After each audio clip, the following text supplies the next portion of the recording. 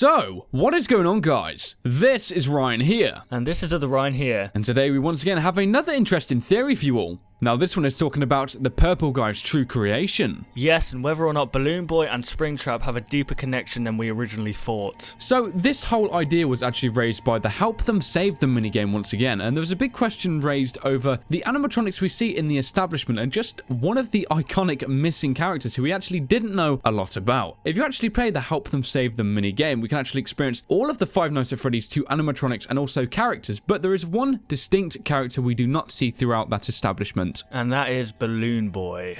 Yeah, so like Ryan was saying, we see all these animatronics, we see Bonnie, Chica, we see all the withered ones, we see even all the toy animatronics, but even Golden Freddy, but we don't see Balloon Boy, and it's very mysterious why we don't, and I think it's kind of backing up the theory that he might be a hallucination. Yeah, I mean, there's a couple of ways you could see this. It could definitely present himself as a hallucination. I mean, if you think about it, Balloon Boy is one of those guys, and he doesn't actually have an endoskeleton underneath him, but he can move around, can't he? Yeah. So it just makes you think a couple of things, like, it's just a bit strange as to why we don't see this character. But what I actually thought was that maybe Balloon Boy was created by the purple guy. Yeah, that's a very interesting concept. I mean, what interests me more is the fact that why do we as a night guard then see him in Five Nights at Freddy's 2? Do we kind of have a connection with Springtrap as well, if you know what I mean? Like, was this purple guy? It does raise a few questions, and I think one of the important things is going back towards the whole, you know, the psycho killer thing and how they somehow have rhythm to things. Like, yeah, you know what we were saying about the Golden Freddy and how maybe the first victim was actually stuffed in the Golden Freddy suit and that was like the trophy. Yes. Maybe this purple guy's first victim, maybe he was inspired by the pink guy or whoever conducted the first ever murders, and maybe the Balloon Boy was his representation of this first ever victim that he'd killed. I mean, of course we don't hear about Balloon Boy from the phone guy. Usually phone guy states anyone new. Like, he even mentions Mangle. He didn't have to. He mentions Old Foxy, for God's sake. Why doesn't he mention this Balloon Boy character? Yeah, it does make you think, does he even know about the existence of this Balloon Boy character? Yeah, I mean, a lot of people are saying that purple guy is phone guy, but we've got a theory discussing why that can't be true. But a very big one at that, which you guys will be seeing over the next forthcoming weeks. Definitely. So when we was introduced to Five Nights at Freddy's 3, obviously we were introduced to the Springtrap, and I don't think anyone knew at the time that purple guy was inside this character until the end of Five Nights at Freddy's 3. Yeah. But yeah, the fact that we have to lure Springtrap away by using Balloon Boy's vocals is very strange indeed. I mean, obviously people could state that maybe it's the Springtrap suit itself, the Springlock suit, it follows sound waves, but obviously we know there's a person inside this suit, so he is distinctively and knowingly following this sound. Of course it would make sense if it was like a robotic system within, but we already spoke about how this Springtrap guy seems to actually have a brain, which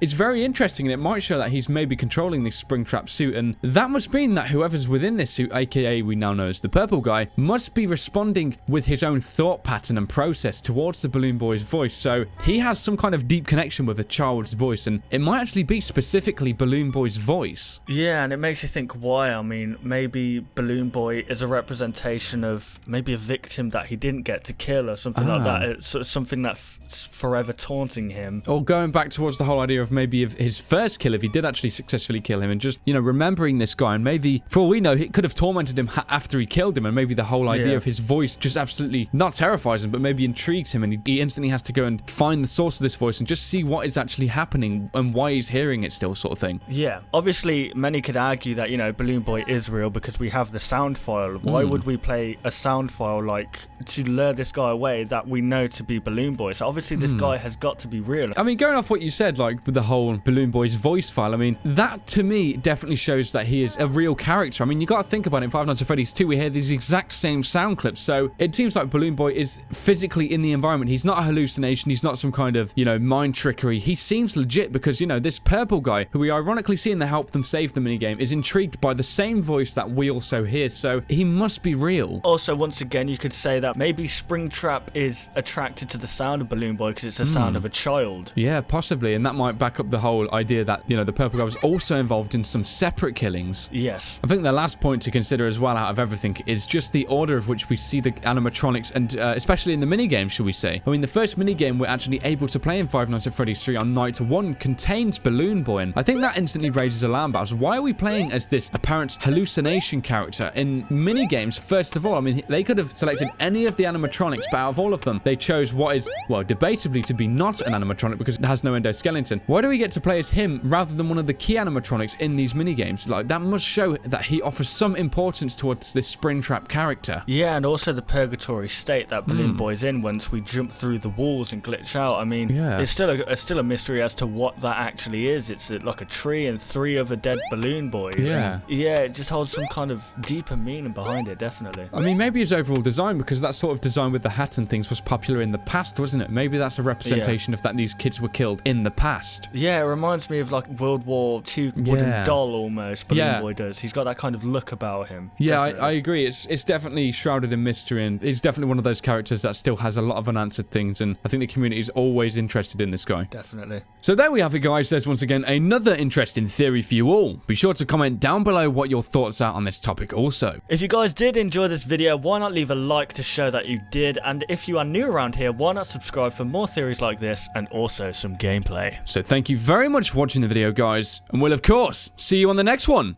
Goodbye, guys. Want to see even more content from us? Consider liking and subscribing to ensure you'll see all content in the foreseeable future. And hey, why not check out our past 2 videos?